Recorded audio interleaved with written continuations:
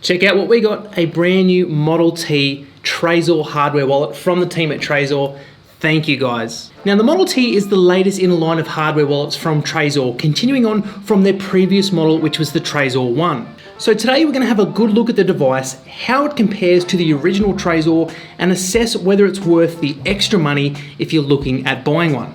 Now firstly, as a little bit of background, the Model T is actually still very, very new and was only released to the public around about a month ago on May the 28th. The Model T is described as having the legacy of the old Trezor One, but with more ease of use, enhanced security, and a more intuitive design. When you first get the box, the first thing you will notice is the improvements in its overall quality. The box itself is actually much larger than the Trezor One and is nicely designed. To open it, you slide the two parts open and you can see the device through a small plastic screen. When you first open it, you're given instructions on how to get started. Inside the main box is the device itself. It comes with a small box with a USB Type-C cable and a magnetic backing plate that actually allows you to stick it somewhere if you want the device to be fixed in place. You also get some stickers and two small cards for writing down your recovery seed phrase. These little cards could be easily damaged by water, fire, or could pretty easily get lost, so I definitely recommend using something like the billfold or the crypto steel for your backup phrase. One annoying thing too is these stickers are not transparent, which is super annoying because they look so ugly when you stick them on things. So Team Trezor, please make your stickers transparent. They're so much better. So the actual device is significantly bigger than the Trezor One and has just enough weight in it to make it not feel flimsy. You've got a nice big screen and a single USB Type-C port at the bottom. So when you compare the Model T to the Trezor One, there are actually several key improvements and features. Firstly, the Model T comes with a touchscreen, which differs from the previous Trezor One, which had two physical buttons used for navigation. Now the Model T actually comes with a faster processor and comes with an optional SD card slot on the side for data encryption and for offline transactions, which they say is coming soon. The device can also be used with a mobile device, which is very cool, but you'll have to buy a separate cable to use that feature. One of the biggest differences between the old Trezor and the new one is that the security features are all contained on the Trezor device itself.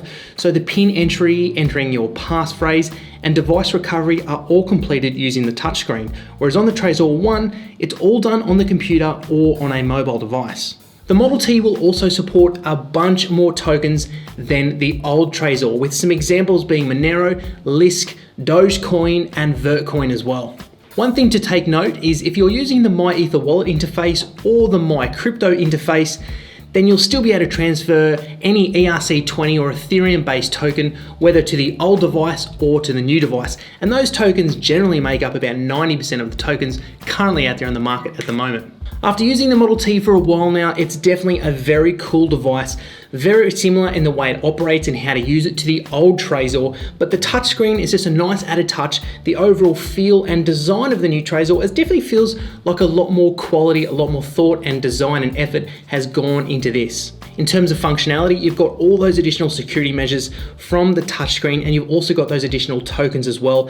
And it's nice that the interface for the new Trezor is very similar to the old Trezor, which will allow those older users to go straight to the new interface without too much dramas. If you're looking at buying one of these, then CoinStop here in Australia stocks these. They send globally. They take a bunch of different fiat currencies and cryptocurrencies. The price at the moment is around about $250 Australian or around about $186 US. Now for the original Trezor One, these are currently going for around $160 Australian or around $120 US. So in conclusion, does the new Model T justify the extra spend? Have they pulled it off? Well, I think so. Having used a bunch of different cryptocurrency hardware wallets, including the Ledger, for well over a year now, I've got a pretty good idea on a lot of these devices and how they operate. And what I can say is the new Trezor Model T brings new features in design. It feels like quality. It's got amazing features. It's got those additional security features, which is always very, very important. And it really feels like Trezor and the cryptocurrency hardware wallet industry has stepped it up a notch with this new device. You've also got the additional cryptocurrencies that it takes. So whether you're just a small time investor or you're a big time investor or you're a business that accepts cryptocurrencies, you're better off paying a little bit more upfront and future-proofing yourself just in case you need to take those additional cryptocurrencies in the future. The touch screen itself is also a really nice touch and actually reduces the potential for failure of those two buttons if they get a lot of use over time. So you've just got that one screen, you've got that nice clean design, and overall I think it's a good quality product. So if you're interested in picking one of these up, or even the old Trezor one,